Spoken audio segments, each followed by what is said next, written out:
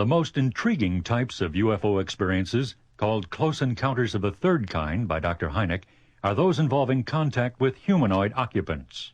Close encounters of the third kind are those in which creatures, entities, beings, humanoids, ufonauts, call them what you will, were reported in direct association with the sighted craft.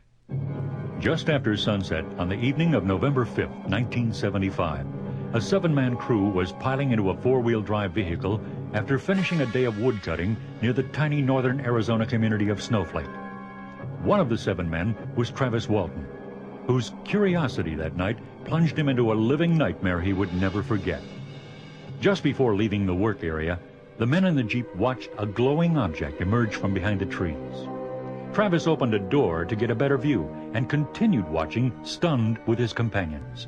The thing was about 90 feet away, about 20 feet in diameter, about 8 feet high. It was glowing a golden color, kind of like molten metal. I couldn't hear anything at first. It must have been because when I got closer I could hear it, but it was a high-pitched intermittent sound and a low rumbling sound. It sounded like machinery or, a heavy mechanical sound. Very difficult to describe. Travis got out of the vehicle and moved toward the object, despite cries from his friends for him to return. Walton assumed by the time he could get any closer, the object would be gone. Just as I got up close, it started to move with a sort of a rocking motion, kind of like a spinning top, like when it's slowing down to fall over, except it wasn't spinning. The same side stayed toward me. And when it started to move, it got real loud, and that really scared me. And I jumped down behind a log, and I looked up at this thing, and I decided then I was in a lot of danger and I was going to get the heck out of there. And I raised up to go. It's the last thing I remember. I raised up and I started to turn, and I was just about in a high crouch when wham, I felt a numbing shock hit me. It kind of like in the head, and I went out. I was knocked unconscious. His 6 co-workers, however, saw what Travis had not. A slender beam of intense light which shot from the craft and lifted Walton off his feet, knocking him to the ground. The rest of the crew sped away in panic, looking back to see the craft take off. But when they returned to see if Travis was all right, he was nowhere to be found. When Travis finally came to, he was weak, groggy, and in pain. Above him was a light. He assumed he was in a hospital bed, but as his blurred vision became clearer, he discovered he was wrong. I felt something pressing on my chest. My shirt and my jacket pushed up, and there was this thing laying across it. It was about 4 or 5 inches thick. The thing extended down over my rib cage and down to my belt. And when I looked up and I saw this thing, it was gray. And I looked past the edge of it, and I saw something white. My eyes weren't focusing real good, and at first I thought it was a doctor, white mask and cap. But when I got to where I could see, I saw this thing, and I just came unglued.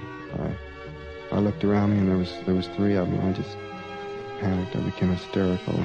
As his eyes became accustomed to the surroundings, Travis saw his captors in more detail. They were about 4 feet 10. Had very large heads, no hair on their heads, no eyebrows, no whiskers or anything like that. They had very large eyes. Those eyes are something that really bothered me worse than anything. The rest of their features were small. It was like small ears, small nose, small mouth, hardly any lips if they had any lips. I never saw them open their mouth. But they were wearing a long coverall type things. They were orangish tan. When I saw them, I struck out. I wasn't really a blow. I was so weak. I pushed this one on my right, and he fell back into another one. They felt kind of marshmallowy, kind of like fat, you know. Whereas, you know, when you push against somebody with muscle, it feels differently. But they seemed light unexpectedly. And I jumped off the table there and staggered over into the corner. There was a bench across the wall, and I leaned there. And I was really weak, and I was so scared, you know, I was shaking, and they started towards me. And I started just screaming at them, you know, telling them to keep away from me. And I reached over and I grabbed a thing off of the table. There was a bunch of things there, and there was a clear tube about maybe an inch in diameter, I don't know, 1.5 feet long. And I thought, it wasn't heavy like glass, and it was too light for a club, and so I wanted to defend myself, and so I hit it against the table to break it, you know, maybe get a sharp point, but it didn't break. But I lashed out at them with it, and I kept screaming. They only took a couple of steps, and they stopped. After the creatures departed, Travis left the room through the same door, but went down the hallway in the opposite direction. I came to a doorway on my right, and I went into this. I didn't go right in. I looked in, and it was a round room, a domed room, with a chair in the middle. And it was really funny about this room. It's really strange. It looked like, you know, I could see the walls and everything, the same as everything else in that place. It was all just this matte gray metal look. But when I went towards the chair, I didn't go towards the chair right away. I walked around towards the side because the chair was high-backed, and I was afraid that there might be one of those things sitting in that chair. So I went around there, and when I could see that there was nobody in the chair, I walked over to it. But the closer I got to the chair, the darker the room seemed. And I could start seeing points of light, like the stars. There was buttons there. You know, I did a stupid thing. I pushed some, you know, hoping to open the door or something. But when that didn't work, well, I got scared of doing that too, because it made the stars move. I turned, and there was a man standing in the doorway I came through. And this guy, I mean, he appeared human to me, you know, which was a big relief. And I ran up there and started asking him all kinds of questions. And he just smiled, kind of tolerant-like. And I assumed that maybe he couldn't hear me because he had the helmet on his head. He had a clear helmet. And so when he motioned for me, and he took me by the arm, I went with him. I assumed I was being rescued.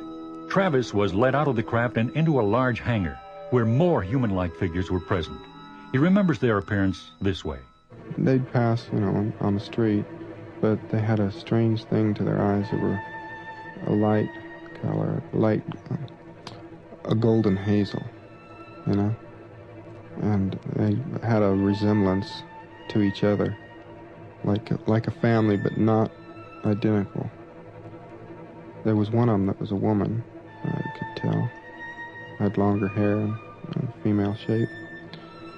One of the men and the woman came over there, and they put me on the table, and they put a mask over my face, and I started to resist, and they held me on the table, and they put this mask on my face, and I reached up to pull it away, and before I could, everything went black. Meanwhile, the other members of the woodcutting crew had reported Walton missing. Local police organized a search party, but no trace of Walton was found. The next thing he remembered, Travis was lying on the side of a road outside Heber, Arizona, 12 miles from Snowflake. When I first regained consciousness, I was laying on the roadway, well, to the side of the road, more off than on. And my head was on my arm, and I saw a light, and I looked up in time to see it go off, which I think was either a light going off or a hatch closing, perhaps. Then I saw this object hovering there. It was a flattened sphere.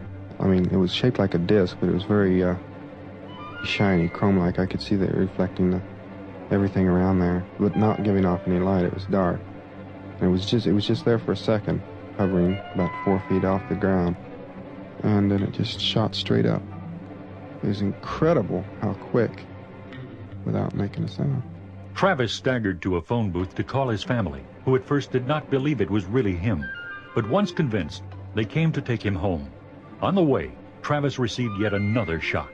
We were riding back in, and they said something about everybody being worried about me. I can't remember the exact conversation, but I said, well, you know, it must have been a bad couple of hours or something, to reference the time or something like that. And they said, Travis, you've been gone for 5 days. While recuperating, Travis was able to remember most of what had happened to him. A series of hypnotic regressions with Dr. James Harder from the University of California, however, enabled Walton to recall things with less anxiety and more detail. What you are about to hear is a rare edited portion of one of those hypnotic sessions, in which Travis Walton offers a chilling recollection of his face-to-face encounter with his abductors. You can describe what he looks like to us, and it won't bother you. It's just like you were trying to describe something for somebody who was going to draw something. He's ugly. You can describe what he looks like to us, and it won't bother you. He looks so white. He looks soft. Rubbery. He looks Chinese. Do you get a picture of what the eyes look like? He looked at me. I look at his eyes. Her big, round eyes. They move. Can you see what color they might be? Brown. Brownish.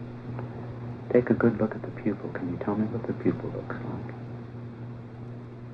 Only horses have eyes like that. Because of its sensational nature, UFO debunkers have singled out the Travis Walton case for criticism.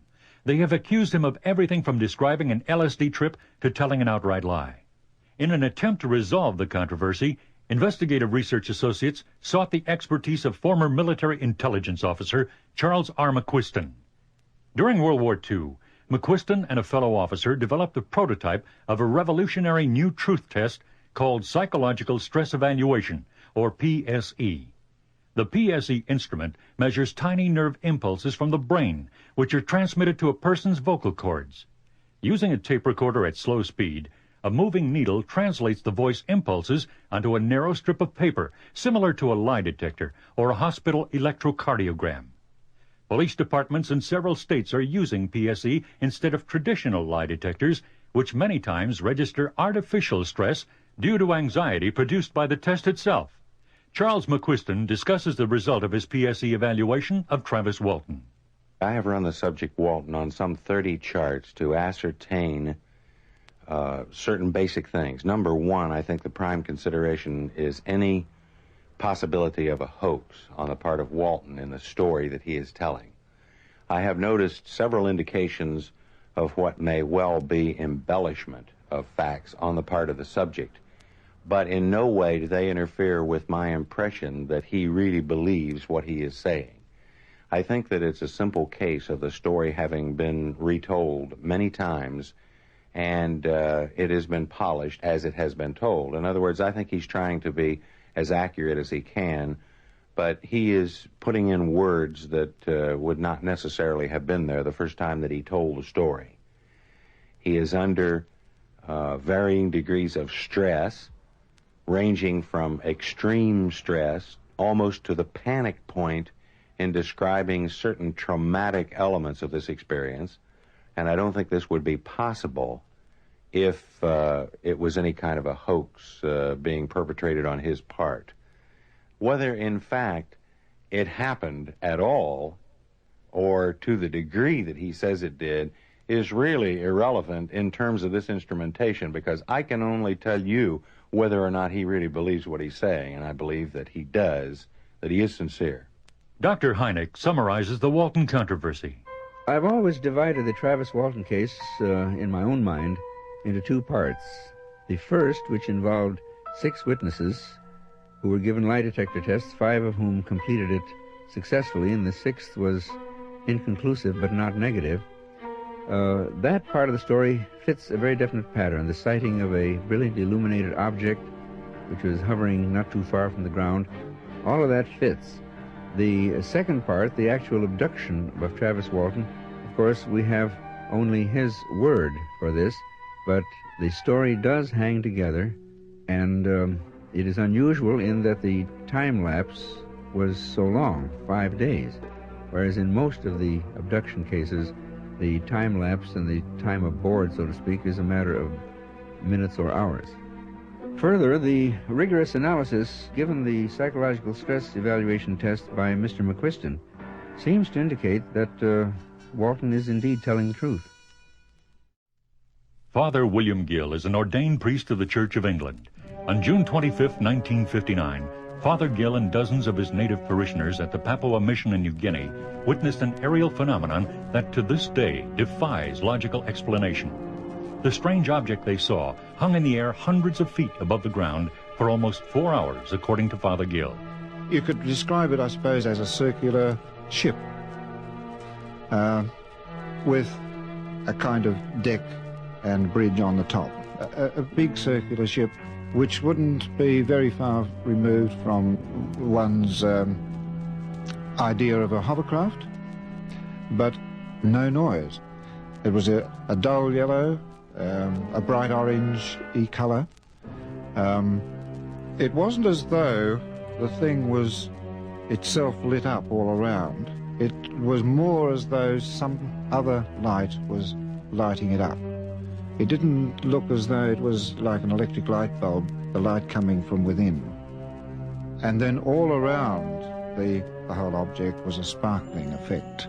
The following night, the strange object returned, and this time, Father Gill, along with 38 Papuans, noticed what appeared to be the silhouettes of occupants aboard the craft peering down at them. When we saw this object, and we saw figures on it, moving about, trying to do something, one of the natural reactions would be to wave, and this is what I did. I waved with one hand, and a figure seemed to wave with one hand back, with one arm. And then Ananias, the teacher standing next to me, he waved in the same sort of fashion, waving his arms across. And again, a figure seemed to do the same.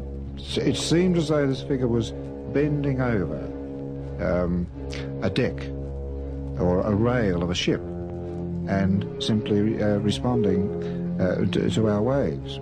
We couldn't make out any details of face or whether they had hair or anything like that.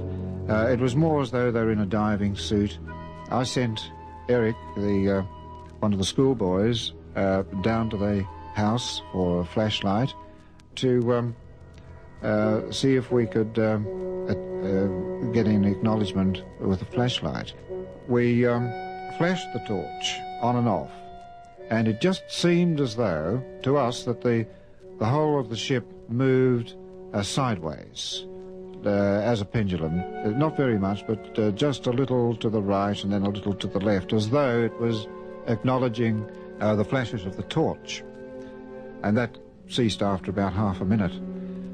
The next major event was when we tried to encourage it to land. We beckoned, but it didn't, and the creatures on board seemed to lose all interest in us. They seemed to be more intent on working on whatever they were doing. This is assuming they were working, but it appeared to us that they were doing something on the deck, fixing something or doing something, and they seemed to be more interested in that than us. When it did disappear, it seemed to disappear very quickly, in that it either went off very quickly, so that in a matter of half a second or so, it was a large craft, which one might imagine about 30-odd feet in diameter, down to a pinhead of nothing, all within about half a second. Dr. J. Allen Hynek traveled to Papua New Guinea to personally investigate Father Gill's sighting. I was successful in finding 6 of the original native witnesses who confirmed the story. I think one of the highlights of that whole event was the fact that Father Gill and the natives did not take it too seriously when it was happening. In fact, Father Gill told me when he was a guest at my home that he felt it might have been some strange new device of you Americans, as he put it. I thanked him for the compliment, but I assured him that we Americans did not have any device that could hover several hundred feet in the air silently and then take off at a rapid speed. 2:25 a.m., December 3rd, 1967. Ashland, Nebraska police officer Herbert Schirmer radioed a call for help to the sheriff's dispatcher in the nearby community of Wahoo. 408 Wahoo, 408 Wahoo. There's an object in front of me with red flashing lights. I'm getting closer. The object is taking form. It's of a disc-shaped. 408 Wahoo. I need some help down here. I don't know what it is. It's moving over the left shoulder of the road. The sheriff's department never picked up another transmission from Schirmer.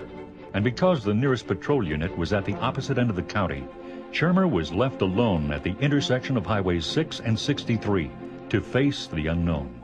The radio went dead. There was a flash of white light came from the object that has moved to the left shoulder of the road, and it seemed as if the vehicle and myself were being pulled to the left shoulder of the highway. The next thing I remember, I was up on the embankment in the field, standing outside the patrol car by the driver's side, watching this large object, legs retract like a tripod, retracting. There was like a catwalk around the outside of the craft, which was spinning, and there was an orange reddish glow coming from beneath it, giving off a real brightness, whistling sound, and it seemed to just lift up and then shoot directly out of sight. As he compiled his official report of the incident, Schirmer realized he could not account for almost 30 minutes of his time. After passing 4 state police lie detector tests, the missing time remained a mystery. Hypnosis provided the answer. When the flash of light came from the object, the vehicle was pulled with a force up the embankment where the craft landed. A hatch opened up from the underside of the craft. A tube came down, and a platform slid down. This, I call it a ladder. So this being comes down and walks over to the front of the patrol car with a black object in his hands. And it seems as he presses it, a green, flashy, like mist, sprays over the vehicle. I can't move, I can't do nothing, I'm just looking. Another being walks to the driver's side of the patrol car. My window was rolled about halfway down. The reason for that was to hear noises at nighttime when you're cruising real slow. He reached inside the window, and in his, I'd say his right hand, he had a shiny object he depressed against the side of my neck, which gave a tingling sensation down my neck, spine, into my legs. He opened up the vehicle door. I stepped out, and he says to me, "Are you the watchman of this town?" And I said, "Yes, sir, I am." And he says, "Watchman, come with me." Schirmer described the aliens as almost human in appearance, recalling in particular the one he believed to be the leader. I would say that his flesh tone would look like a man who'd been out in the desert and really copper tone burned and shaven where it looked gray textured, you know. It would look like that. He had a very small mouth. His mouth didn't move. It seemed like he spoke with a deep voice, you know, like a person talks with a real deep voice. He'd bring everything out. He spoke like that. The fellow, it seemed like they were talking with telecommunication. He was about 5.5 feet tall, maybe 5'7", broad-shouldered, muscular. His age appeared, I'd say about, at that time I was 21 years old, I would say to me at that time he looked to be about 50, 45, 50. He had a large forehead, long nose, he had heavy dark eyebrows.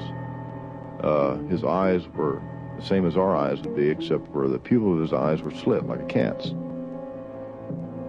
There was a hood covering his head like he had on a jumpsuit, and it was sort of a silverish grayish color. One side of his head was sort of like a lump, like a black box there with a small antenna sticking out of it. On the other side, you could see the form of the ear. He had on black belt, black gloves, and black boots. And he seemed to have sort of like a holster, a black holster on the side of his hip, which I couldn't tell what was in it. And on his left side of his uniform was a diamond-shaped patch with a winged dragon on the patch. Each one of them had one. Shermer was then led up the ladder and into the craft. The first level of the craft that we were in was a large circular room with large, like 55-gallon drums, canisters all the way around this room, with like a brass cable weaved through the top. And in the center of the room was computers, a couple of platforms, and the overhead ceiling was a large cone-shaped object which was spinning, floating freely in the center of the room, giving off a sort of a very light reddish glow. And I said, "What is this?" He said, "This is how our craft operates." And I says, "What do you mean?" He says, "By reversible electrical magnetism." One of the purposes for us landing here was to extract electricity from your power source. And he says, "Follow me." And we walked over, and out of one of the portholes, this one pressed some buttons, and a blue boat shot out to the pole. It seemed like for about 60 seconds. Then it came back again. The boat came back again, like for about 60 seconds. And then it quit. He was then taken to the craft's second level, which he estimated to have been at least 40 feet above the ground. There was a large, the same size as the other room, but all kinds of computers, charts, graphs. There was like a large screen. We walked directly over to that. As we were walking, I noted that there was another being opposite of him at a panel. And he pressed some buttons, and he showed a group of stars off in the distance and said, "This is where we are from, a galaxy next to your galaxy." And watched me, he says, "One day, you yourself will see the universe as I have seen it." And told me that I would not speak wisely of what I've seen or what I heard when I left. And then he escorted me outside of the craft to my vehicle, where I turned and he touched my shoulder and I touched him, and then I knew that there was a real sensation there. He went back to his craft and took off. There had been a 5-minute power failure in Ashland, Nebraska that night. In addition, a charred power pole was found about 200 yards from the landing site. Its transformer burned out. 9 other people reported sighting a strange light in the sky that evening, but Herbert Shermer took the brunt from skeptics and debunkers. He was eventually forced to leave the town in which he had grown up. Because there are no known witnesses to corroborate Shermer's testimony, we turn to PSE expert Charles R. McQuiston. We have about 15 charts up there, and as I said, I can't find any holes in his story. This is by far the most specific instance in terms of details, like the patch, the arm patch, and the winged dragon. And usually these people don't go into such specific detail, but he does it, so I have to believe his story because there's nothing in the charts that would refute what he's saying.